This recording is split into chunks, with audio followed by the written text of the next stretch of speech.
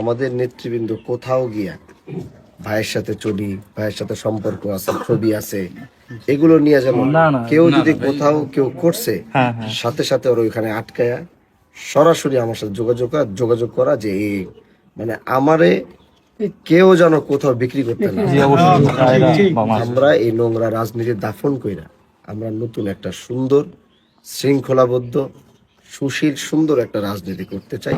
আমরা কিন্তু নতুন ধারার রাজনীতি করতে আসছি, আমরা কিন্তু নোংরা রাজনীতি করতে আসছি।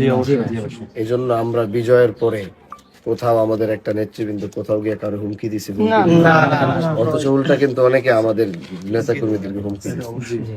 আমরা এই নতুন ধারার রাজনীতি করবো দেখেই আমরা কিন্তু একটা মানুষকে, আমি একদম স্পষ্ট বলছি, যারা আমাদেরকে ভোট দেয় নাই, যারা আমাদের বিরোধিতা করছে, এখন তারাও আমাদের কাছে নিরাপদ, তাই না?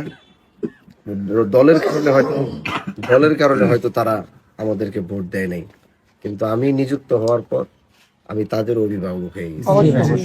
এজন্য আমাদের নেতৃবৃন্দ কোথাও গিয়া ভাইয়ের সাথে চলি, ভাইয়ের সাথে সম্পর্ক আছে, ছবি আছে, এগুলো নিয়ে যেমন কেউ যদি কোথাও কেউ করছে সাথে সাথে ওর ওইখানে আটকায়া সরাসরি আমার সাথে যোগাযোগ করা যে এই মানে আমারে কেউ যেন কোথাও বিক্রি করতে না।